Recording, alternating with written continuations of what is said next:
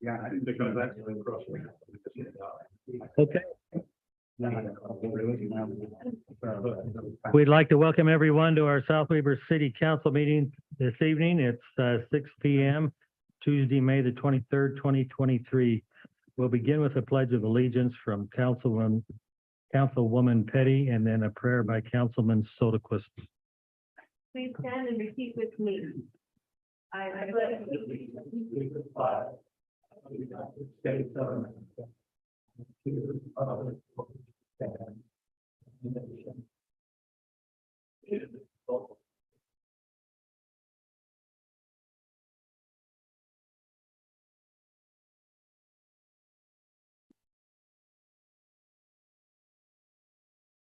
Our most gracious Father in heaven, we are grateful to gather together this evening, grateful for this wonderful community in which we live and for the many good people that are here.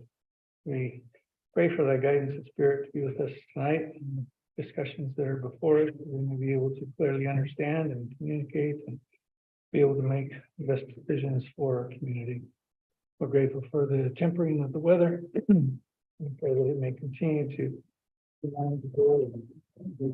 reduce the potential issues and flooding. Again, we thank you for all the blessings that we enjoy. Say this in the name of Jesus Christ. Amen. Amen. Okay, thank you. We'll begin this evening with our public comments. If you've got comments pertaining to the public hearing on the tentative budget, we would ask that you express those comments at that time. But any other comments we would like to hear from, and would invite you up to the podium to speak into the microphone, give us your name and your city. We're open for public comment. Michael Grant, 2622 Deer Run Drive. I know the Google Fiber people are digging around and putting fiber. Three concerns. One is they're painting purple lines, which is okay, but the vertical part of the curbs, which is 6 inches tall, I mean, if you mark it, it's probably going to stay marked for 2-3 years. It doesn't wash off as easy. Can they not use flags? They're already using some flags, so something to think about. Number two, they are going through, I think they are putting a hole and then they are running the snake or 10 feet, 20 feet, and then they come out again. So is it going to rip the sidewalk? Are they going to patch it back? And what if they run into sprinkler line? Will they damage? So what's the lowdown on that one? And then point number three is there are certain houses where the two driveways come together. So that's a long patch of concrete. So are they going to come out in the middle of the concrete or what? So, and then who's going to patch that up? That should be all. Thanks. Thank you, Michael. Yes. I know it's not normally that we reply, but I did just have this happen at our house.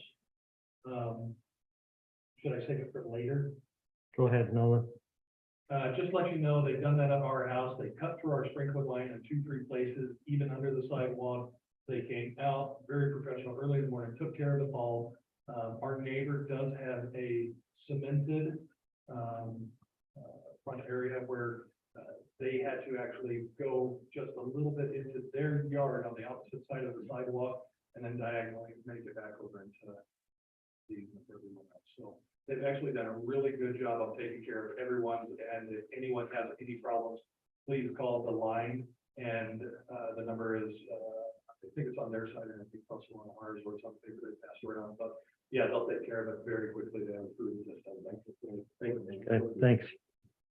Okay, we have a presentation. Davis County Sheriff's Office is here with their quarterly report. So Sergeant Pope, will turn the time over to you. Oh, all right. We're going to put this time that maybe I can get to work. Yeah, right. Maybe I'll turn on this time. Sure, no problem.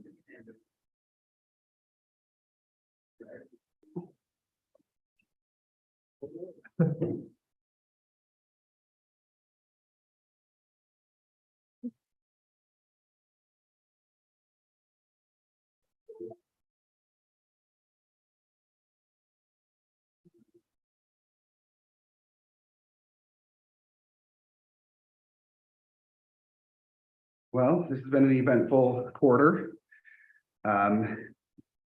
All right, so this quarterly report is going to be from February 7th to May 23rd. I'm Sergeant Pope, been a law enforcement served with the Sheriff's Office for 16 years. I've been assigned South Weaver for just over 6 years now.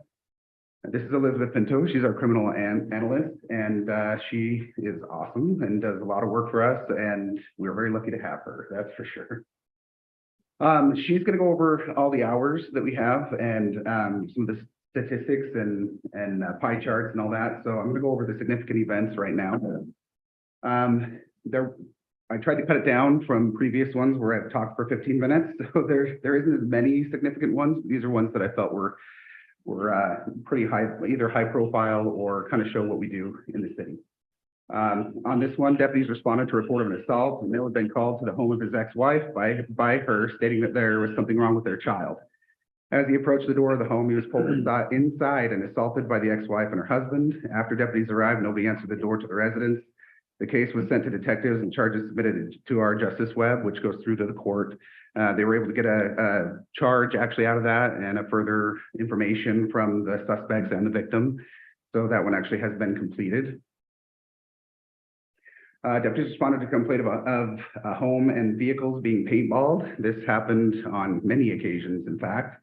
During the investigation, it was found that a total of 4 houses, all on the same street, were also paintballed. No major damage was reported, but time and product was used to clean the paint off the house and cars. This occurred at approximately 9 to 17 hours at night. No video has been found regarding the incident. At the time of this entry, there was no video. We actually ended up finding video of a vehicle, and one of our deputies went down the street, found a matching vehicle in a driveway, and was able to find the suspect. An adult male and juvenile were identified. The adult was arrested and booked for 11 counts of criminal mischief, and the juvenile was referred to the juvenile court for the same charges. Deputies observed a suspicious vehicle and made contact with the driver. They were identified and evidence of impairment was observed. An investigation found the driver was under the influence of alcohol and had 2 previous DUI convictions. They were booked into jail for felony DUI and other charges. The driver left their 3 children at home, and deputies were able to get the grandmother to take care of them. The neglect was also reported to DCFS for that as well. And that was just a deputy driving around, noticed something kind of odd. Deputies were dispatched to a welfare check. Upon arriving, the female who was the subject of the welfare check was observed inside of the residence and appeared in serious distress. Given the info provided by family members and what was observed through the window, announcements were made and the deputies forced entry in order to access the female and provide medical aid. South Weaver Fire responded. It was believed that the female possibly overdosed on substance or substances. The female was transported to a nearby hospital. The Sheriff's Office, one of our deputies observed a suspicious vehicle in the Maverick parking lot. It was discovered to be a suspect vehicle in a shooting the day prior in Ogden PD. Communication with Ogden PD was conducted, and they requested us to attempt to apprehend the suspect for questioning. A high hazard traffic stop was conducted. This was at the Maverick parking lot. The driver exited the vehicle and informed deputies he had a firearm on his waistband he was not supposed to be in possession of. He complied and was taken into custody, and the firearm was seized. In cooperation with Ogden PD, an investigation was conducted, and the suspect was arrested for possession of a dangerous weapon by a restricted person. I don't know as far as charges for the shooting though, so that's up to Ogden PD, but he was definitely wanted for the questioning for that. And this last one, victims contacted police and reported a suspect had threatened them. The suspect was also reported to have shot shotgun rounds out of his house. The victims were made safe. The suspect was contacted by phone. As officers were arriving, more shots were heard. The suspect refused to surrender, and SWAT and detectives were called out. After 10 hours, the suspect was located and taken into custody. Detectives took over the investigation. The suspect was ultimately booked into jail for multiple charges. On that one, we had multiple agencies and a little over 50 officers on the scene on that one. So that was a little higher profile. Included in that, here are some of the arrests that have been made recently or within this quarter. Have a protective order violation, another individual for criminal mischief. Actually, that's the one with 11 counts of criminal mischief. Warrant arrest with a controlled substance possession of marijuana. Controlled substance possession of marijuana on a different person, paraphernalia, tobacco violation, and a traffic offense. So they were pulled over for a traffic offense, and that came out of it. Another individual for 2 warrants, protective order violation on a traffic offense. Same individual a little bit later for a protective order violation. Another individual for 3 arrests that they, or warrant arrests that they were pulled over. Let's see, possession of a dangerous weapon by a restricted person. That was the one that we just talked about. Another protective order violation, separate alcohol offense, separate assault. And let's see, controlled substance, possession of marijuana, paraphernalia, DUI, drugs and alcohol, and a traffic offense. And the last one, aggravated assault, possession of a dangerous weapon by restricted, disruption of a communication device, and threats of violence. So those are some of the ones over that last quarter that we have responded to and arrested. And Elizabeth will cover the rest of this. Thank you. Thank you. So it's gonna be on the other slideshow that was pulled up, I believe. Yeah, I think I pulled it up on that.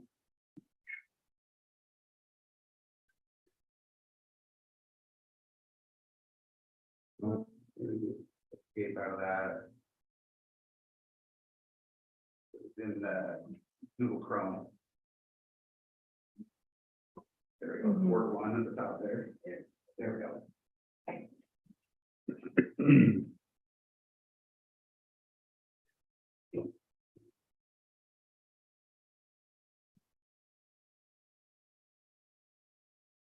Right, my name is Elizabeth. I'm the analyst from Davis County Sheriff's Office. And today I'll be presenting to you the quarterly one statistics. This is gonna cover from February through the 20th of May. Oh, that's me. I have the clicker.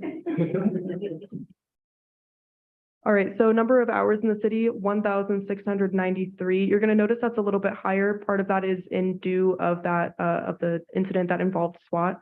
That does not include multiple other people who are on scene, including individuals who are managing other parts of that incident, as well as dispatch and things of that nature. So that number is larger than it appears. Dispatch calls, 455 on view, meaning that the officer was on the scene and decided to make a stop, 441.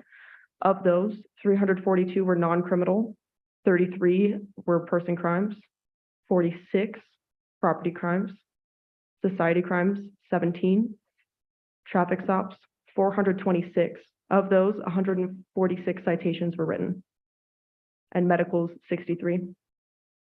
School zone patrols at South Weber Elementary, we had 36 patrols there, and at the, thank you, my site is not that good, we had 14. So here we have the types of citations listed out. As we have discussed, there's multiple reasons why other citations are listed. We are continuing to better our data and how we collect it, so that number will continue to go down and we'll be able to categorize those citations better. But we did have 59 moving violations, 19 non-moving violations, 0 parking violations, 14 written warnings, and 87 speeding tickets.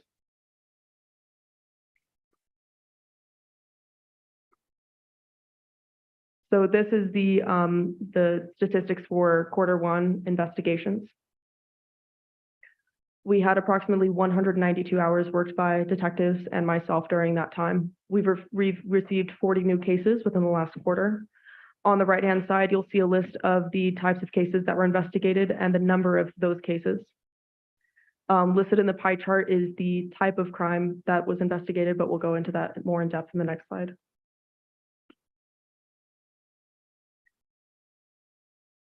The most prominent person crimes were sexual exploitation of a minor, child abuse, residential burglary, and sexual abuse of a child. The most prominent property crimes were criminal mischief and fraud. That's all I have for you this day. Do you have any questions for either of us? I don't. Yes, sir. So we had 426 traffic violations, and out of that, 146 written citations. That's correct. So that's 62% of them that they were pulled over, but for some reason they were written a citation. Yes. Isn't that kind of high? I mean, in the past, we've been around the 40–50% range. It's really on the discretion of the officer. kind of depends on many situations. A lot of times we believe that stopping someone and talking to them about it and reviewing the incident with them, that is also enforcing the law, not necessarily writing a citation every single time. So if we feel that, if our guys feel like that's taking care of the problem, then we're good with the verbal warning on that. 14 warnings. So I can understand the warnings at least, saying, you know, you've got a problem with your vehicle, you've got something going on, you made an improper turn. So the rest are just, you know, have a nice day. So the 14 are probably written warnings, and the rest are like actual verbal warnings. So that's probably what the difference is that you're seeing there. The 14 are written warnings, so they actually wrote paper, but said this is a warning, but it's documented in our system. If you happen to make this violation again, then it's already in our system. We know that, and you will receive a citation next time. It also goes into a state database that when we run someone's driver's license, it actually shows at the bottom what they've been warned for in the past when we do a written warning like that. So with the multiple expressions of getting our speedings down in the city, what do you guys think we can do then? Because it's still going on. I still have yet, you know where my office is, it's right there at the front of the house. I've yet to see anyone in the past, I would say at least 3-4 months, come down my road while I've been there working during the day. I have several times during the day since I've been on day shift, several times down 2100 East, but we were also told last quarter that they didn't want us on main roads anymore. So we've been up on Deer Run, 1900 East. We've been on a few other roads that we've been patrolling a lot more. Old Maple was another one that they've been hitting a little bit harder, because I haven't heard as many complaints on Old Maple lately, and that sounds You good. guys skip my road to get all of them. I'm ecstatic. This isn't about, you know. Right. I just know our road is just getting faster and faster, and it seems that every one of the citizens out there I talk to, they say the same thing. And I know that's a national problem, I know that's all going on around, and we haven't been able to stop people since COVID, it's crazy. But at the same time, I mean, it's really getting out of Sure. control. There- So more presence on those roads. I hear you. Appreciate it. But there were 89 written citations for speeding as well. So they are out there and they are writing the citations. And they have added the motorcycle patrol, Yeah. They have. which is, I think will help with the speeding, if we're just worried about speeding, but I've seen a bigger presence, so I do appreciate it. Yeah, sure. I just am gonna just say we don't want everybody cited, cited, right? Right. Do you want every speeder cited? Is that what you're asking for? No. I applaud your I'm- discretion. Thank you. Okay. No, but I do think if you're going down a residential street, especially with, in less than a week, all of these kids are gonna be out on the streets during playtime now. If you've got somebody going down 10, 15, 20 miles an hour, yeah, my personal opinion, I don't think a warning is really going to do anything to hit the points or to make them slow down. Anytime somebody goes accidentally up, yeah. I mean, it's not like I haven't said it, or sometimes way, at least 8 years ago in the past. But yeah, Yeah, I've had incidents where I pulled over like a 16-year-old and they didn't realize they're going that fast, and I don't necessarily want to hike their insurance rates. I sit and have a conversation with them about it and some of the safety issues that can cause. And generally, I see that they don't have local files, so we haven't cited them before, you know, things like that. That's generally when I'm giving the verbal warnings and that type of stuff is when it's that type of circumstance. So there's a whole bunch of other citations. I just pulled 3 people over the other day for child seatbelt violations. 2 kids up front under the age of 8 not being seatbelted. So, you know, I mean, we're hitting all sorts of stuff, but 89 citations for speeding, I think we've upped that quite a bit since the past. So Yeah, I we'll think continue- that's we'll a continue working on it, significant but- increase from Yeah. Yeah. the previous. I think that's a pretty big increase.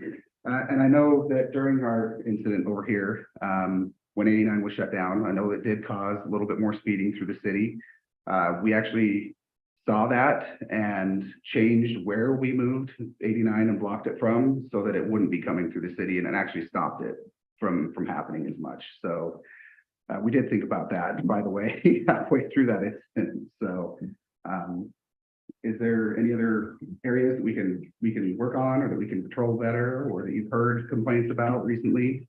2100 East, we'll make sure we hit that one, but is there any other places that you guys know of? I'd actually say, for the first time, at least, maybe they got tired of talking to me, but it's been the first time in the last 6 months that I haven't gotten a lot of complaints about speeding. Like, I feel like it's going down. I do monitor the South Weaver pages. There's Yeah. several of them, but I do monitor them and watch them, and I've seen the speeding complaints can decrease quite okay, good, significantly. good, okay, well, I'm happy. we'll keep working, we'll keep doing that. Okay, well, thank you very That's much. it. Thank you very much. We Thank appreciate you for your you. time. Thank you. Okay, our next item, let's do our consent agenda. Mayor, may I make a motion that we pull forward item 10 ahead of the other items, if that's okay? Okay, we have a recommendation to move number 10. You want to move it up, right? Move it up to now rather than have it last on the agenda, or residents associated with that are here right now, rather than have them wait an hour. Okay. I'll second that. Are we okay with that? Yep. Everybody in favor, say aye. Aye. Okay, number 10, Belknap Estates fencing amendment. You may not have heard, but we moved you up on the agenda just now. Okay. Syker, you've been moved up. Would you like to stand up? It's a really complicated one. Yeah. So in our house where we're building is a 1-lot subdivision. And we have to put up a fence bordering the canal. And I guess we got approved for a vinyl fence initially, through there. So we were talking to the canal company about land use agreements and other things, and they talked about vinyl fences not being the best fences. They don't tend to hold up in the wind very well, and things like that. So I'm proposing to see if I can put up a chain link fence. That's what the canal company is doing, is a chain link fence. And I would like to, ultimately, when we have landscaping and all that other fun stuff, I'd like to have the fences match. And I don't want a vinyl fence in the rest of my yard either. So that's really all I'm looking for. See if I can do a chain link fence instead of a vinyl fence. The whole property or? Just the canal bank. Mhm. So it'll be- Yeah, eventually down the road, I'd like all the fences to match around the whole property. So I think in the, it was mentioned that you were gonna do chain link temporarily and then remove it and put up vinyl. Is that? No, I don't think I'll now do a you're wanting vinyl. To do chain link total. Yeah, Yeah. so it'll either be chain link all the way, but maybe like a black one. I know like Mike Skousen's house, I like his black chain link, or maybe like a cement fence. Yep.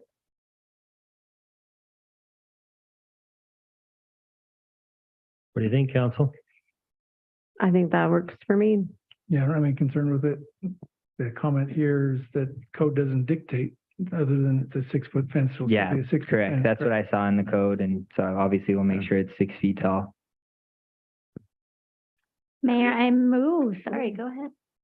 Did you want to say something? That wasn't me. Oh, who, was that you?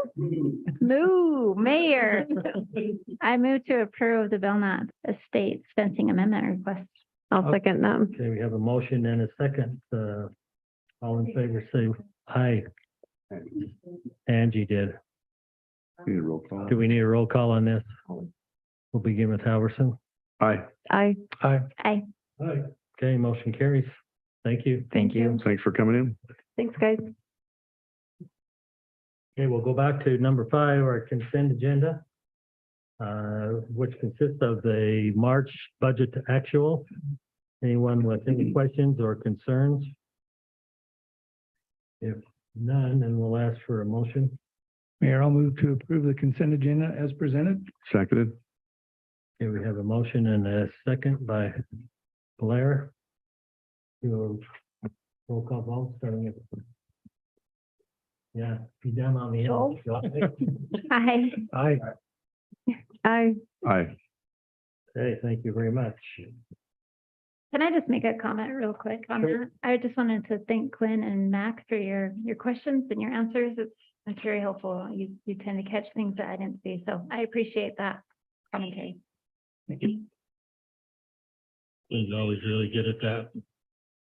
Appreciate that too, Quinn. Okay. Before we go into the public hearing, we're gonna have Dave take just a couple of minutes and go over our tentative budget quickly, and then we'll open the public hearing. Okay, thank you, Mayor. I'll draw your attention to page 88 in the packet.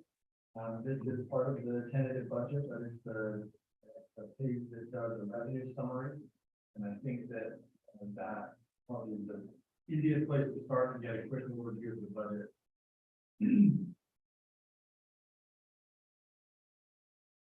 That page shows you a breakdown of the various sources of revenue and then the various funds and the amounts within each fund.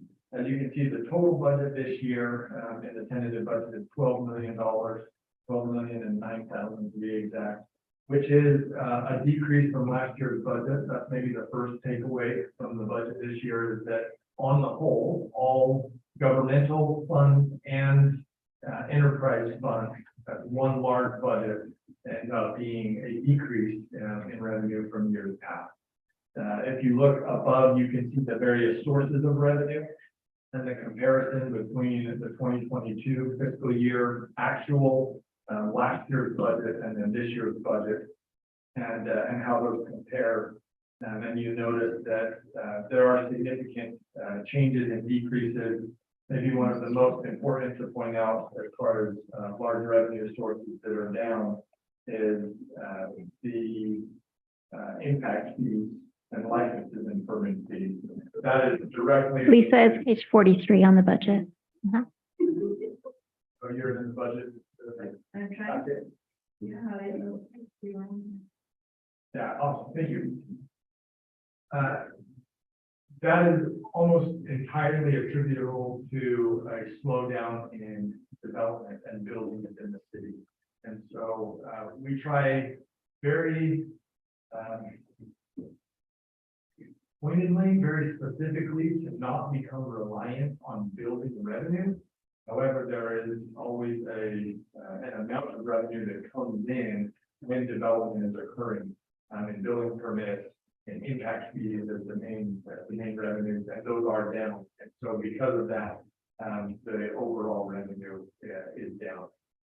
However, we are showing a static number for property taxes. Essentially, if you hold the dollar, then the rate fluctuates. If you choose to hold the rate, then the dollar may fluctuate. In this case, at this point, the council has discussed holding the dollar and having that value be very similar. Of course, that's a decision for the council to make ultimately. But that's one of the elements of the budget. We do see sales tax increasing from previous years from a budget philosophy and process standpoint. You'll notice that the amount of sales tax that is being budgeted this year very closely tracks the actual amount from 2 years ago.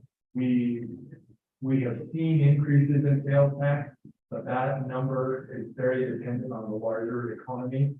And we want to be very conservative and not overestimate sales tax and become relying on the number and can change drastically. And so that's why the projections may increase over time, but the budget number, we try to be conservative and it matches something that we actually achieved rather than just projection.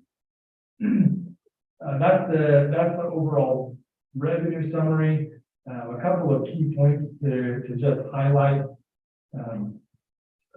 Utility rates, quick overview of the 5 different monthly utility rates. There is no change in the current budget for water rates, no change for the transportation utility fee. Sewer is up 7.27% on that utility rate. That is simply passed through from other entities that have raised their rate that we then have to pay. The sanitation fee is up 2%, which is also passed through for charges that other entities have control over. And the storm drain rate shows a 3% increase, based on the storm drain utility rate study that was discussed last year in this minute. So those are the main, utility fund dollars, figures. The other thing in the budget is there are projects within the budget, but they are limited this year with the goal of, having money available to pay for the public works facility when, those details are ironed out and we have a bond number and a bond payment. We talked about that in the retreat about, as much as we can have the capital money to be able to go to that. And so we are limited in the number of projects that are included in the budget this year with that in mind. We did add the vehicle, fleet leases from capital projects into the fleet fund. And so that's a major change. We added a line item for the tree program, which is also a change to highlight. The other thing to highlight is that as far as employee, wages, the 3% merit is the number that is in the budget right now, and that's the decision point for the council. I say that, but all of these are decision points for the council, right? That you are in charge of all of this, but that is the, Dave, is that a merit or a cost of living? it is just merit, that's what has been discussed from previous years. So the philosophy has been merit only, at least aside in here. So, that's a general overview. I can take more time to talk about it, but I think that paints a picture that overall revenues are down. We've had to be pretty tight on what we do. We also have some major projects that we're trying to save for. But overall, it's a very tight budget and pretty lean in regards to those things, so. Okay. Thank you, Dave. We appreciate you and the staff in presenting this budget and getting it put together for us. So this time then we'll ask for a motion to open the public hearing.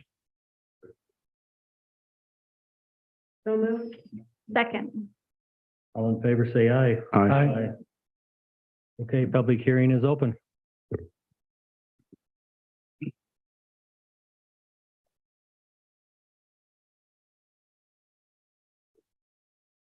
Paul Sturm, South Weber City. This is going to be a little short and sweet. It comes out that the first thing that I read in the packet on the budget was a conversation about South Weber, and it has some possible misstatements in it. The first paragraph says that the border to the south is Hill Air Force Base. It is actually Hill Air Force Base, Davis County, and Layton City. So if somebody tried to position us, we're not just south of Hill. Or north of Hill, actually. The second one is on the last sentence. Is talk about connecting the shoreline trail. The shoreline trail, because it's in caps, is a super noun, is actually the Bonneville Shoreline Trail System, and we've referenced that throughout a lot of our documents. That's all I have. Okay. Thank you, Paul. You're welcome.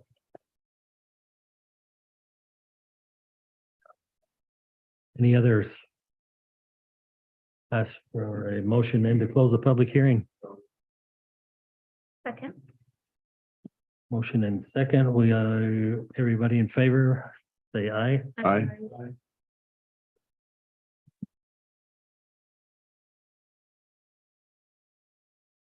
Okay, any discussions on the tentative budget, council?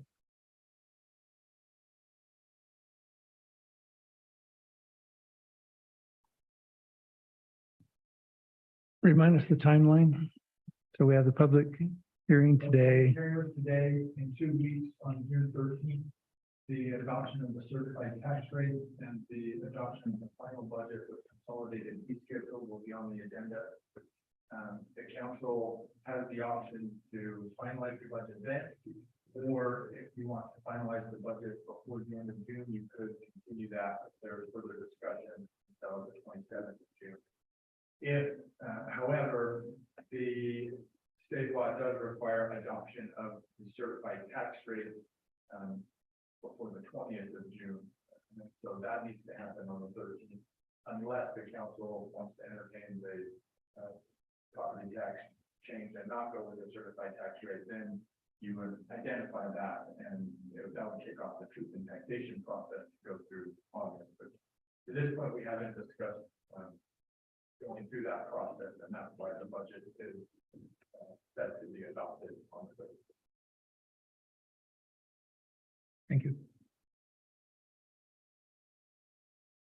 I have a quick question for, I guess, my other members of the council. Last year, we voted for a continuous 3% every year increase in the storm drain for projects that need to be done. With dropping a lot of the other capital products or projects, and with the decrease in the amount of revenue the city's making, do we want to again look at storm drain for that 3% for those specific projects? Because if I'm correct, this 3% comes from the public, so their bill will go up another 3%, correct? Yes, the storm drain rate on the monthly utility bill. Increase 3%. So that's something that I still have a problem with. I don't know if there's any appetite for the rest of the council to discuss it or not, and if not, then we can just move on.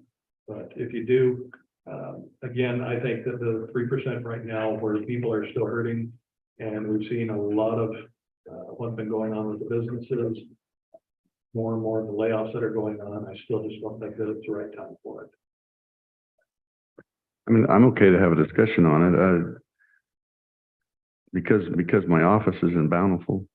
I just read the newsletter today, all my water, my sewer, everything, power, 22% increase. I mean, everything, we're being very, very conservative in what we're increasing compared to the other cities in Davis County. I mean, I think water, I can't remember, but it's going up double digits. And sewer's going up, storm drains going, every single fund they sent out. So we can talk about it, but I don't know where we're gonna get the money any other way, so.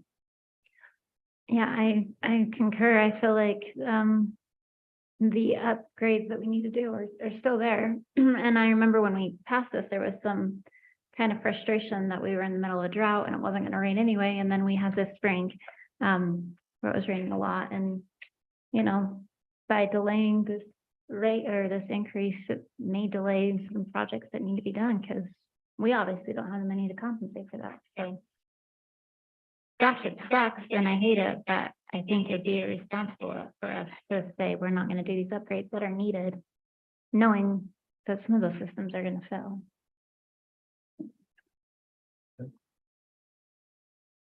Anyone else? Anyone else? I still feel like the 3% is needed to just pretty much echo what they say. I'm good for discussion. If there's other reasons you want to add, then. No, it's honestly just the impact that it is on the citizens, so. Okay. Do we, go ahead, keep on. Oh, no, I was just gonna say, so I appreciate it. A quick discussion that we had on here, because it doesn't seem like it's going to change them, so I appreciate it. Do we need to have a further discussion on property taxes? That's up to you. We can discuss property open tax, that? we can discuss the merit. There's a few areas that we probably need to discuss if we wanted them tonight or set them for next time and have people come with pros and cons. That's up to you. If you are able to have a discussion tonight, that allows us to prepare the budget so that it would have whatever changes you recommend in it for the 13th. If you want to, again, hold that to the 13th and consider the public hearing and other things that you consider in making your decision, you can weigh that and bring that on the 13th. And again, we have to make a decision on property tax rate on the 13th. That's, Either yeah. to hold it or Well, So let's So let's discuss that talk one. property taxes. So I was under the assumption, based on our property tax presentation, that we're probably wiser to just hold the rate this year. Did I misunderstand that presentation? To hold the rate or hold the certified? Sorry, to hold the dollar. To hold the dollar. Sorry, I meant to just leave the dollar where it is. So the last few years, we've had this discussion about how important it is to not, split, right, with property taxes and be able to have that.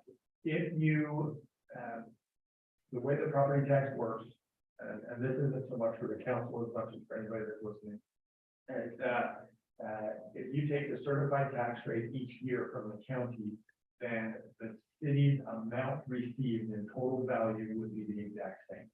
And so from a budget process standpoint, for us to simply say, we're gonna plan on receiving the same amount of property tax we did last year, that is the default setting and what cities typically do. I know the mayor has talked with other cities around Davis County, and almost all of the cities are doing that exact thing.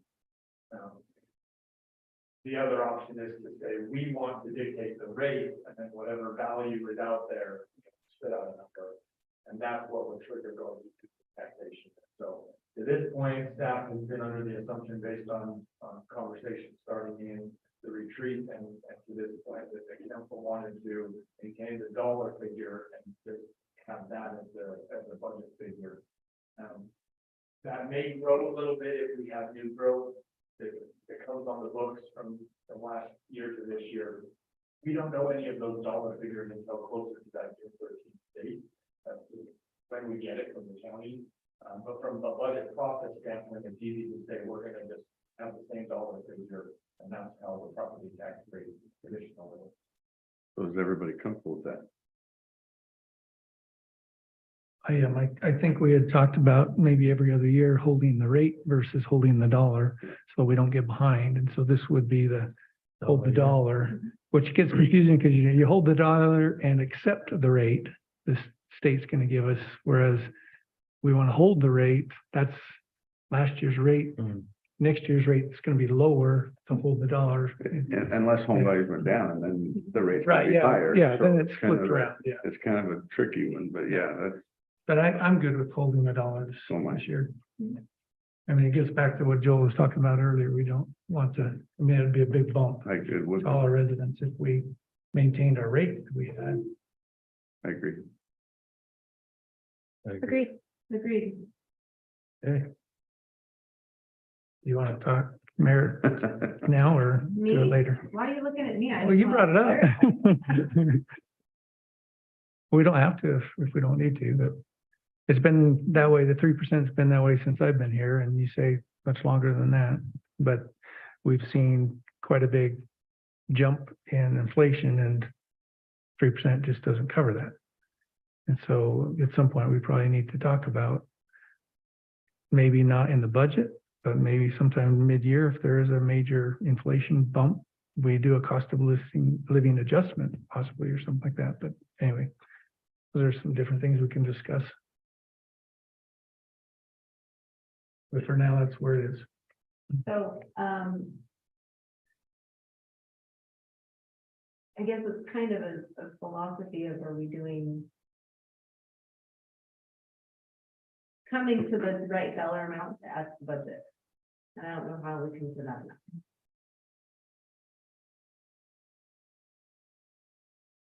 I'm not against having a discussion by any means. I think it's important to talk about it, but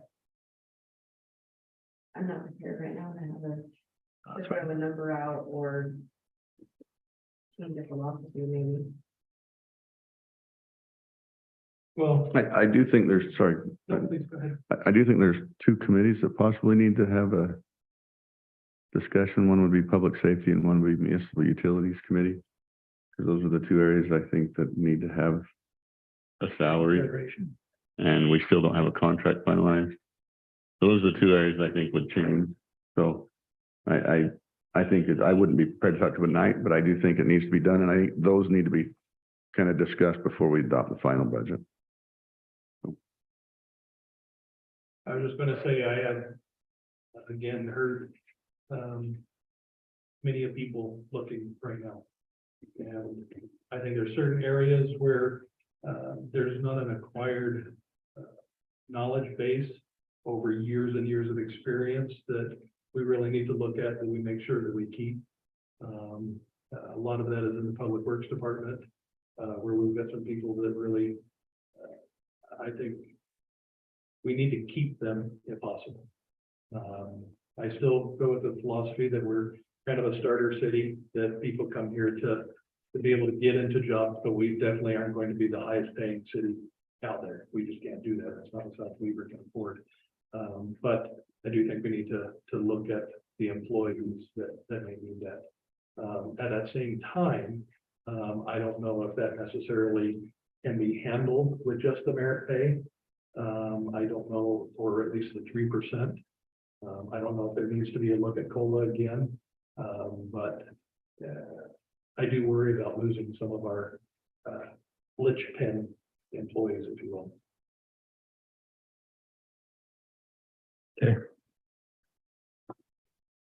So it sounds like we should meet in the committees and discuss that and bring that back on the 13th as the discussion.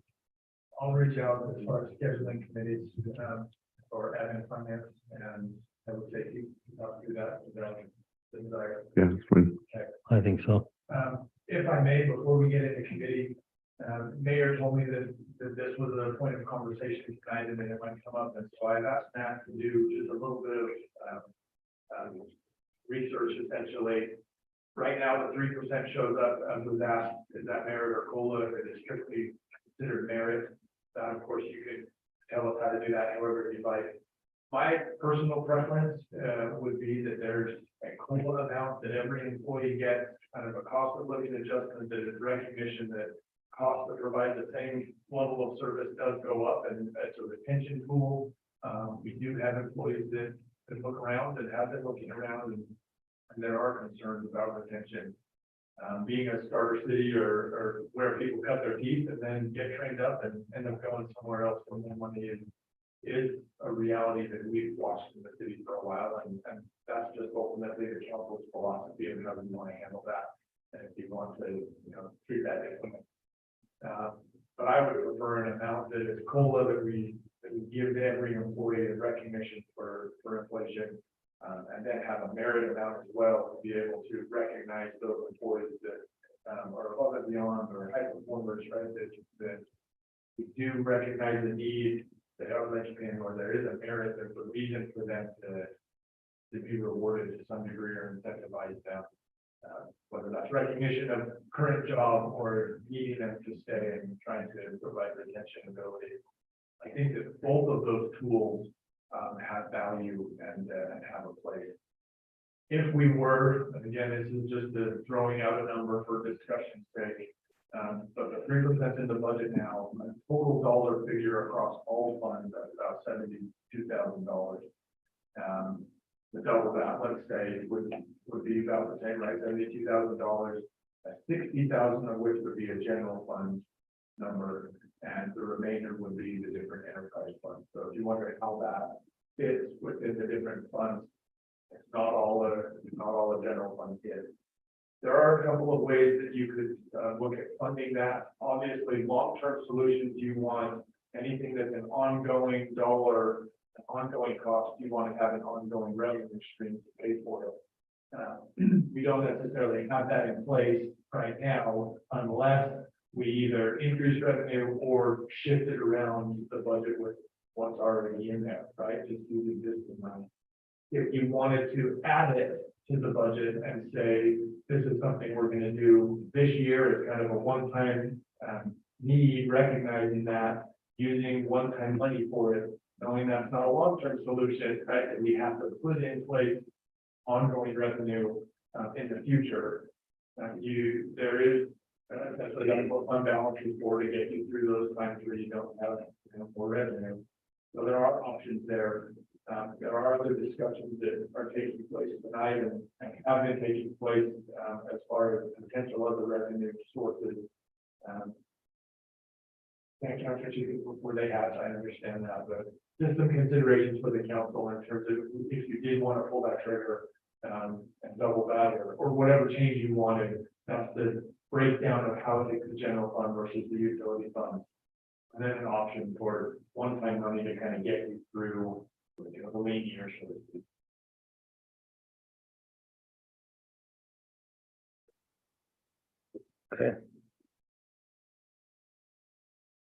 Any other discussions on our budget?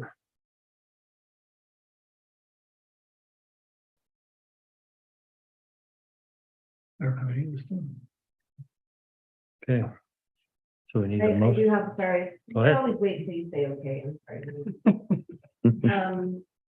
Dave, when I recommended committee to send me into utility, we will be discussing our building before then anyway, is that correct?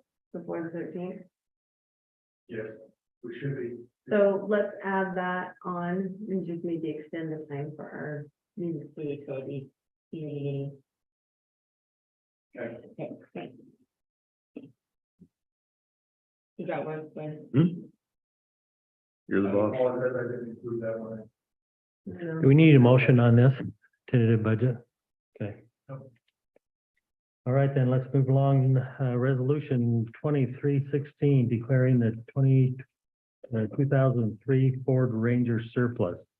Any discussion on getting rid of this vehicle? Did he get his other form of transportation? Okay. Yeah, let's have a motion. Mayor, I move to approve resolution 2316, declaration of the 2003 Ford Ranger surplus. Okay, we have a second. I'll second. Second. Okay, we'll start with a roll call vote. Councilman Gill. Aye. Aye. I Aye. Okay, motion carries. Thank you. Next item, resolution 2317, Davis County Dispatch Services. Any discussion on this? We're going to go ahead and continue with the dispatch that we've got under the contract that we've got with them. So any other discussions on this? Till something else comes along, I guess. They're working on that.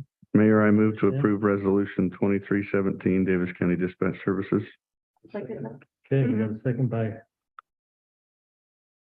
Joe can have it. Joel. Okay.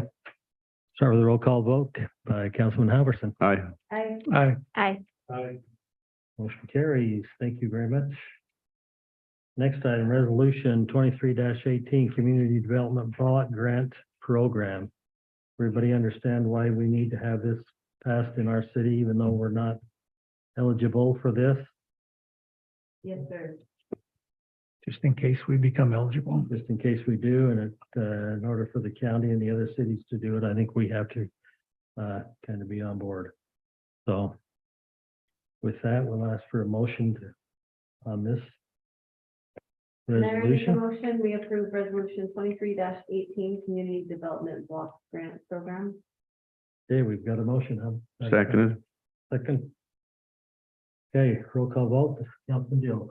Aye. Aye. Aye. I Aye. Okay, motion carries. Thank you very much. Next, new business. Anyone have any new business that they'd like to bring up? I just have a quick question. Since we talked about fence tonight, and I was hoping Brandon would be here, so Trevor, can you take this to Brandon or you or whomever? Over in the Riverside Place subdivision, and one of them asked me about there are homes that border the Posse grounds that do not have any fencing. Mhm. And I thought that was part of that development. It is, I'll have to double check the development agreement on what is outlined on that. I'm aware of that as well. Cause like the chain link fence is even gone. Mhm. Yeah. Yeah, we'll look into that for Yeah. you. Mayor, I have one item. As we all know, we had the incident that took place on Highway 89 and shut it down for several hours. Just wonder if maybe in the future we have a discussion about what, if anything, we need to do in case there's a future thing like that. We had a whole bunch of people driving through our city, getting lost everywhere, trying to go back up 2700 to figure a way to get to Layton. Do we assist? If we had another road, Do we Are you assist? gonna go there? Do we assist Davis County in blocking off our street, saying there's no throughway. Election time, let's not. I know. Well, that's the other thing. The other thought that I had several residents talk to me about it.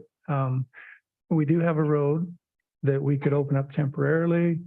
Is that something that is even feasible where you just allow South Weaver residents to go through? I mean, anyway, just have a discussion, lessons learned. I agree. You know, we had a situation. I think we could. I ran think into there's a some- bunch of constraints and, yeah. I think there's some things that we could implement to make that easier. I know the question is, can we open up that road?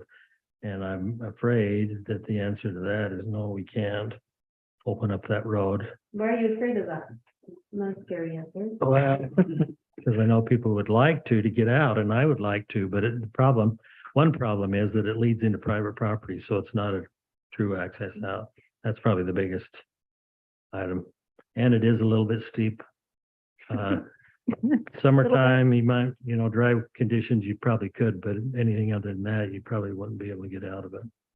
So, but I think there are some other Like alternatives. even just detour signs.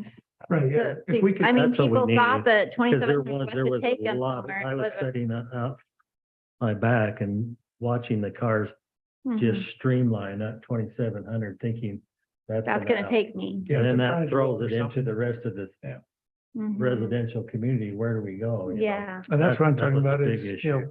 lessons learned. Is there something, I mean, if there's some incident that's taking place, we have our own, we know people are What we gonna need try to to come do. through South Weaver. Can we just put up, detours or information or do something that would help our residents not, That way we're not depending on UDOT or the. sheriff's right, department. they come Yes, take- 4 hours later and finally say, oh, yeah, don't go through South Weaver.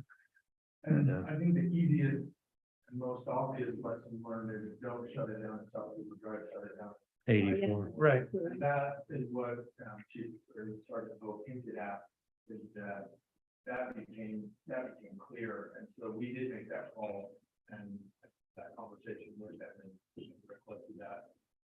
It's also very interesting to note that we had construction going on at South Weaver Drive, a completely different project, and you don't have to get too excited if this happens, but there were conversations with those companies about shutting down initially, and then it's like, there's gotta be a better way, and it's moving it to 84, which was, I think, the most obvious. So maybe it's as simple as we don't ever direct traffic on the South Weaver Drive when 89 has to be shut down. I mean, that's it, yeah. We put it at 84 and 193.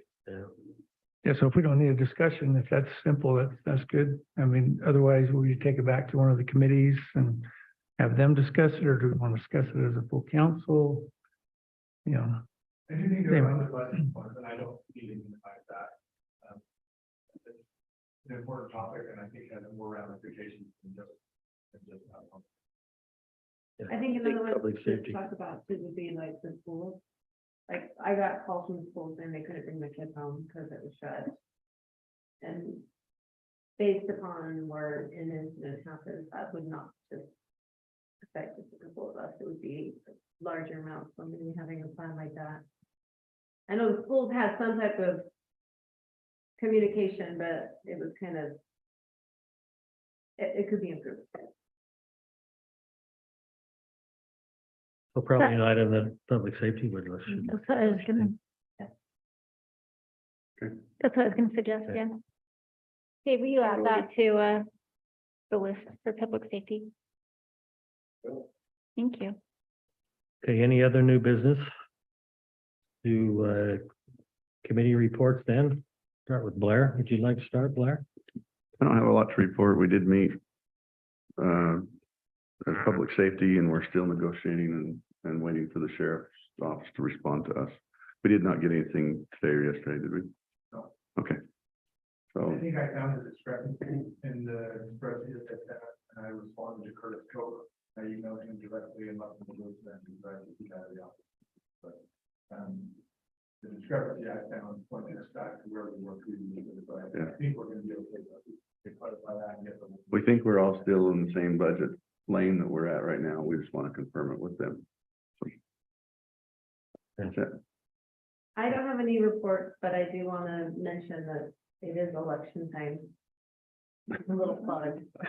So it's next week, filing period It is. next week. first starts it First, through the through the 7th, so it's just for 1 week. Correct. I was thinking it was 2 weeks. From Wow. 9 to 5, 8 to 5. That's all. I think it's 8 to 5.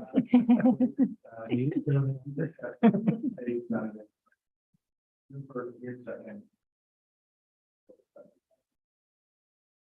That's it.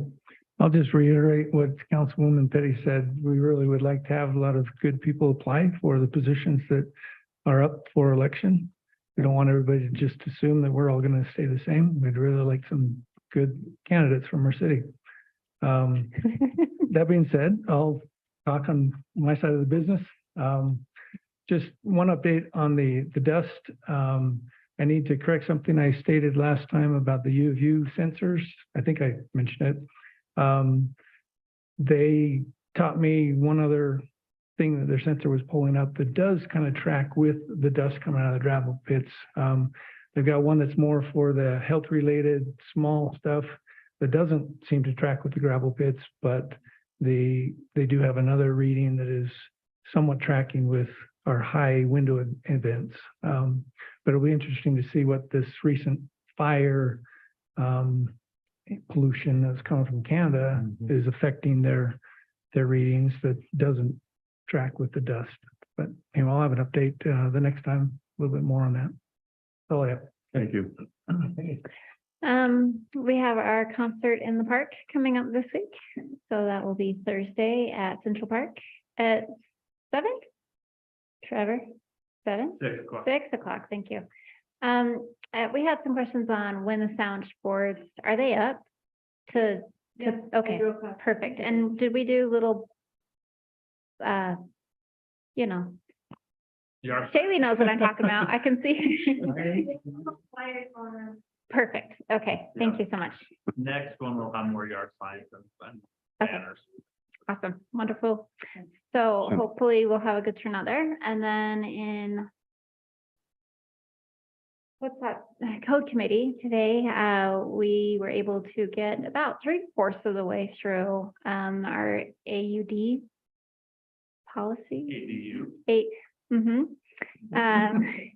We are adding exterior ADUs to our interior code that we have. So do you have a comment to that? I have a question when you're done. Okay, so Trevor was able to draft up a good portion of it. We got through most of it. We hope to finish it up by our next meeting and go from there.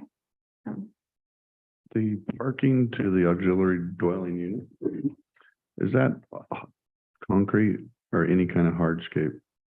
It can be any kind of gravel or concrete. Okay. I had someone ask me that question and I said I would find out and I completely forgot about it until you brought that. And that's it. Hey, Joe. Nothing to report. We weren't able to meet as a committee for either Parks or Recreation this time.